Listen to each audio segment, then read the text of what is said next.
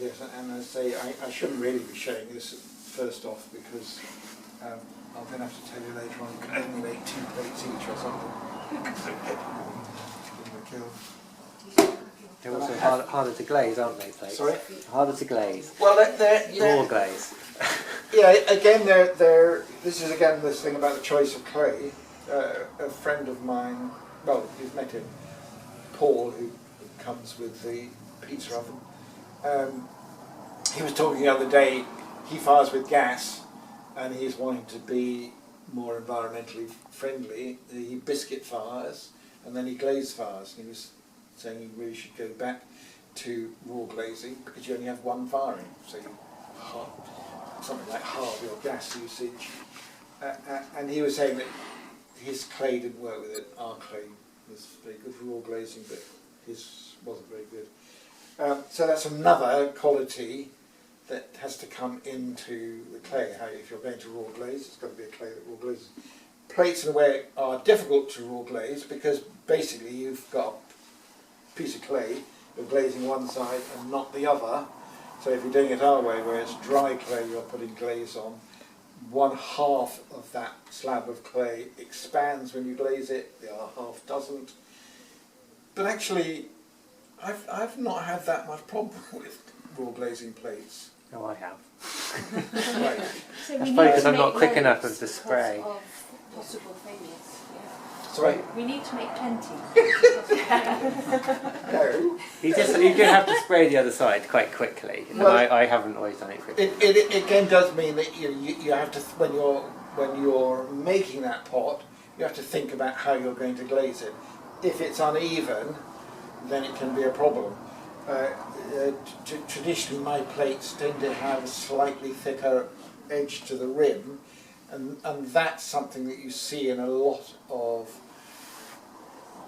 peasant farmware type pots, and often people think it's, well, it is there for various reasons. It can be there just for the mechanical strength of the final pot.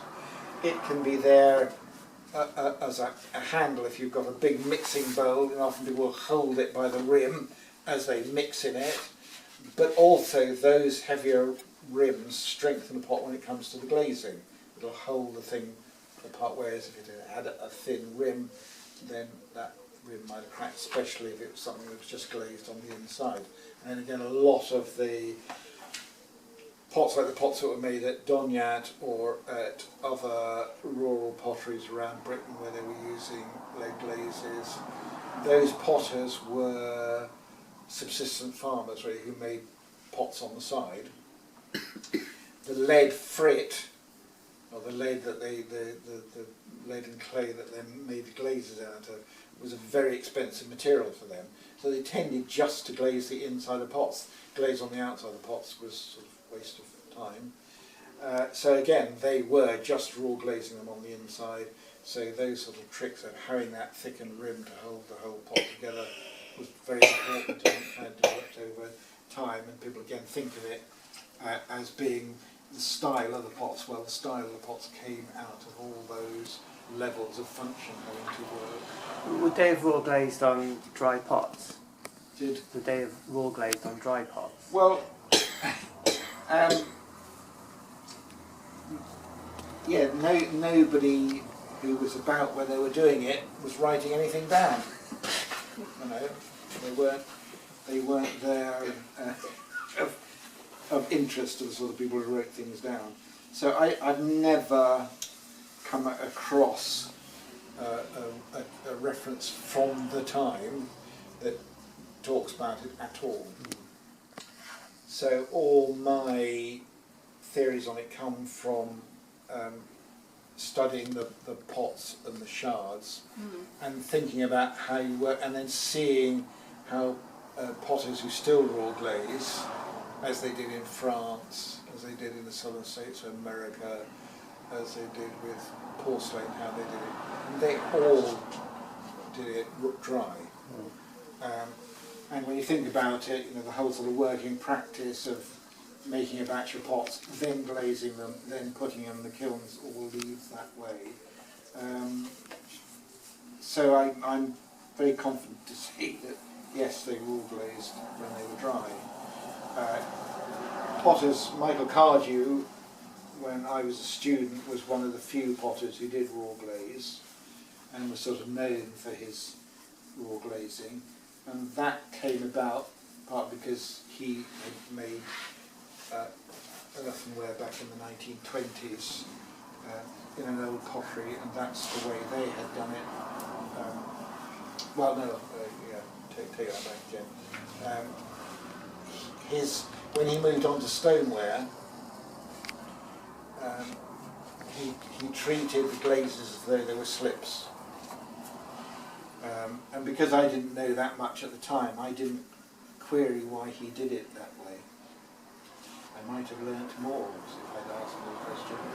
So, what's the pressure point that you're using there? Is it that part of your hand? Well, principally that bone, sort of heel bone that you've got there. Yeah, it's really the pressure point. Yeah. How much clay is that? About £1.50? It's 2 £2. pounds. Would you stick a quill down with it? Like, would you fancy doing that? Then I know what thickness to Yeah, that, you know, if you're concerned and you can't, you know, it's because the wider something is, the more difficult it is to see if that's the same as that. You can do this thing of just sticking putting your fingernail into it. So it's that. Blimey. Remembering that the wire is going to, Yeah. you know, leave a bit there, and I'm actually here using this twisted wire. Yeah. So That's really I quite get kind of corrugated bottom. Sorry, I missed that. How much? What's the thickness on the? I don't know if you can see. Hang on, let me just zoom in. Put that, you 5 to can 8 see the, millimetres are double. Oh right. That does look a bit thin, doesn't it? you think it looks a bit thin? A little Yes. bit. When you take into account the wire, Yeah. the loss you get with the wire rising. Yeah, I mean the visual trick too when you come to cut it off is you should be able to see the wire move through, but not see the twist on it. If you can see the twist, it's too thin. If you can't see the wire going through, it's too thick. Bit late then. Well, we are accumulating knowledge here, skills, so you have to build on that. That feels right to you, does it? That thickness? Yes, though as you say, I'm exceedingly rusty, Okay. and you do realise as you get older that all these things are kind of judgment and control things, they do deteriorate. Yes, I had this idea That was my excuse. that I might slow down as I get older, but if I make brilliant pots, well, I no longer it's going to be the You can case. tell that you're repeat students to critique the instructor. If you were new, you would. It's like, oh no, it looks perfect. Yes, you used to make them thicker than So what are you doing there, Douglas? Well, I'm just this thing of kind of, doing the emphasis, the definition for this rim. Was that on the inside or the outside? Sorry? Was that on the outside of the pot that you did that? No. I mean, the outside of the pot is attached to the wheel. So you're trying to finish the inside before you raise the Yes. edges, Yes. yeah. So Which you is the sharpened difference, the really. inside rim. Well, I've made where I've taken away a bit here so that I've got that bit on, and I did do that on my original plates. I did that because I was only glazing the inside, and I having aligned the glaze to. If you've got something very flat, you've poured glaze in and you turn it round, and there's nothing for the glaze to go against, then it can be messy. If you've got that edge that you can, and so I would put the raw glaze around, pour it out, and then just wipe it off the rim where it was. You've then got that unglazed rim holding it together.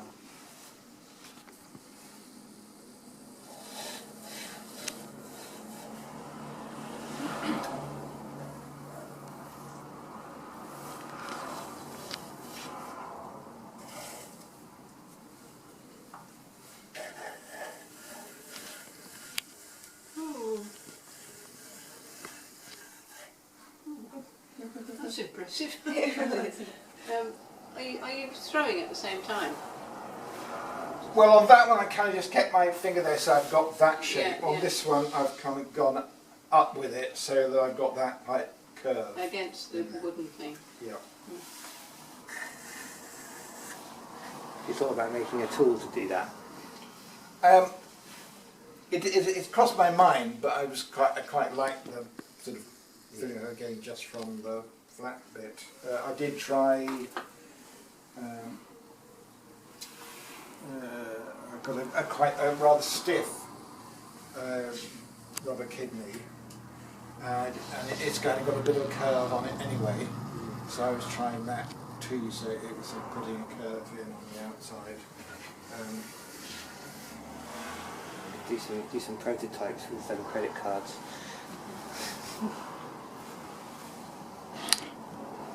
So are you having the curved edge of the rib upwards against the side of the pot? Which way up are you? I did. I was using it like that, but because I'm using it at an angle, it's not really curved. Right, gotcha. Going like that, it would be curved, but I'm going in like that at an angle. So it's really using that flat bit of that.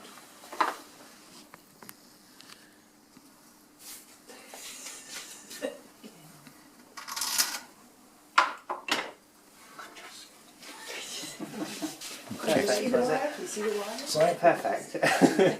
Well, I can't see it. I mean, it's when you can see the twist after you've pulled the wire through that's a real problem. yes, yeah, that shouldn't be. Anyway, it's just, because that's the other thing too in terms of, making pots for a living where time is important. I can make a plate a lot more quickly that way than I could the traditional way of throwing out and then throwing the rim up. And sort of this kind of mindset started with the Korean throw, which I'm just now going to move on to. And I think years ago there was quite a fashion when I was a student for using ribs for throwing. And I really disliked it because the kind of mechanical feel it gave to the pots. But actually, there are lots of people now who use ribs, or I've seen people who use ribs, and they can use them in a lively way rather than in a deadening way. I think I've only once been to the Aberystwyth pottery shindig, and then there was a potter they got over from Hungary who was there throwing, and virtually all his throwing was done with rib. And I just thought the pots were so dead. He could do them quite quickly, but they were just so dead. So you're making this kind of balance between a technique like that speeds things up, but doesn't kill them off. I visited a potter in New England the last time I was there, and he's an Irishman who trained with Harry Davis, who I was talking about, who was, Harry Davis believed you couldn't really make a handmade teapot spout that really worked, so he did actually mould his spouts to go onto handmade pots. But this chap set up a pottery in Connecticut. He decided that there was really no way you could make plates of a throne, at a reasonably productive rate. So this pottery had lots of people throwing other things, but they had a jigger and jolly thing for making plates. You've got a mould, and then you slap on a bit of clay and you pull down an arm, and it spreads the clay around the mould, and the plates are lifted off from that.